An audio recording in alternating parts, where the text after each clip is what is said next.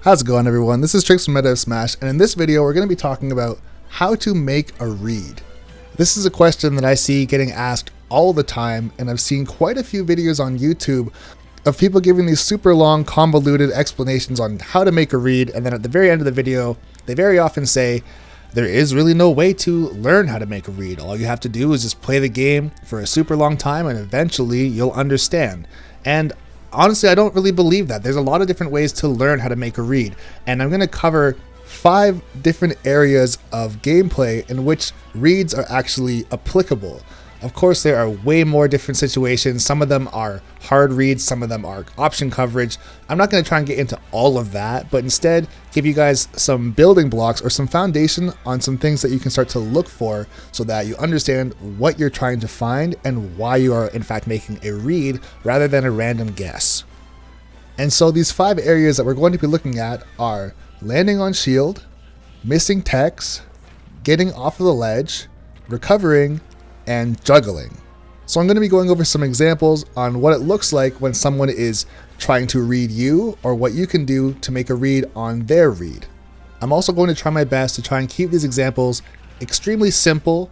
Of course, the game is a lot more complex than what I'm going to be showing you guys, but I want you to get a general understanding on what a read looks like. That is way more important than the complexity of the read. Anyways, let's get started. So in this first example, we're going to have Falco trying to approach with an aerial. And we have Fox anticipating this aerial, and so he's going to throw up his shield.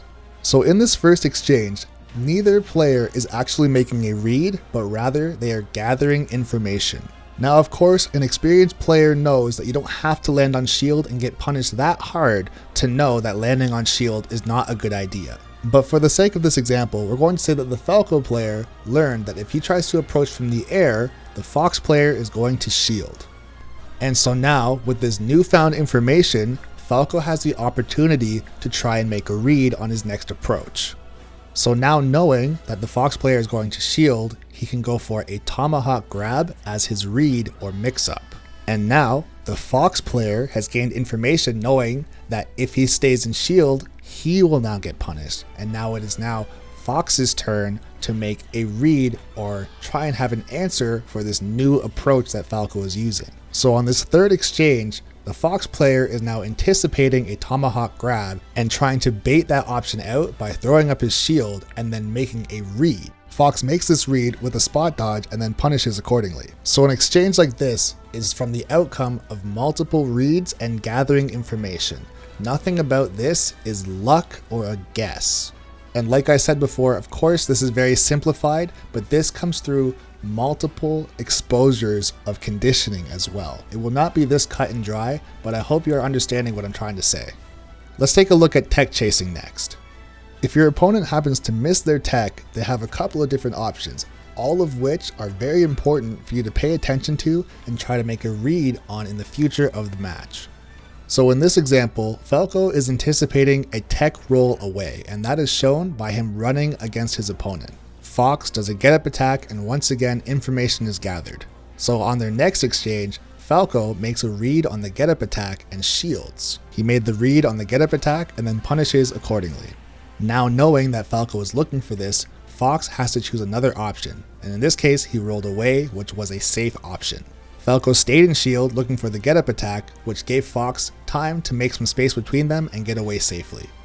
Here's another tech chase situation, and at this point I hope you guys are understanding that there is a pattern and there is a reason for people to make certain reads. So now let's move on to getting up from the ledge. So in this example, King DDD is going to be sending Link off stage and then anticipating either a neutral get up or a get up attack. And even though he missed his attempt, once again he has gained information on what Link is going to try and do, and this time he makes the read.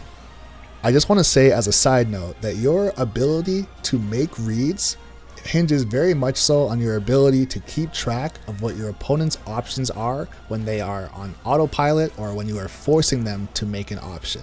A big part of making reads is also conditioning. If you've ever fought an opponent and it feels like they're inside your head and they're simply guessing or picking every counter option to all of your options, it is simply because they are paying attention to the option that you go for most often and then punishing them accordingly until you learn. And at higher and higher levels, the reads become much more complex and happen a lot faster. With that being said, have you ever fought against somebody and been winning the majority of the matches, and then magically it feels like they just are better than you out of nowhere? This is a large part of adaptation and what makes a good player a great player, making reads and paying attention. I want to take a look at this offstage interaction one more time and give it a bit more attention so you guys can really understand what's going on. At first, Falco decides to recover low and learns that this is a safe option as he was not punished. And since it went unpunished, he feels that it is safe to do so again. However, in this case, Captain Falcon makes the read. So in this example, since Falco has now been punished for going low, Captain Falcon has created what is called a 50-50. Falco is scared to go low again, and this time he jumps, but gets red once again. Pressuring your opponent can also be a fantastic way to force a read. And lastly, we have Juggle Situations. In this first example, Luigi is spamming jump, and because of this, gets juggled for a very long time and loses his jump. And so the next time he gets in the juggle situation, he learned that jumping does not work and instead goes for a down special. And then in the final exchange, Falco learns that he cannot just simply use his up tilt forever, so instead he shields and then punishes. Are you actually kidding? This could fit. Oh my god. He punishes accordingly by going for a grab because it actually works. But anyways, that's going to be it for the video. I really hope that you could take away a lot of information and be able to apply it to your own game and have at least a basic understanding of how to go about making a read. Of course, there are an infinite amount of situations and scenarios and where reads could be made, or mix-ups could happen, or even going for the no mix-up and going for the noob approach, which can also work. There are tons of different scenarios and how a game can play out, but these are some of the main points or main areas in a game in which you can look for reads and try to capitalize on them for yourself. So the next time you play against somebody, really ask yourself the questions. Okay, he's on the ledge. What is he going to do? Okay, I knocked them down and they missed their tech. What are they going to go for to try and get out of the situation? Try to gain that information, really pay attention, and then capitalize and just try and go for a read. See if you were right. You'd be surprised how often your reads will actually land. But once again, this is Trixx from MoS Smash saying thanks for watching the video, and be sure to subscribe to the channel for more videos just like this.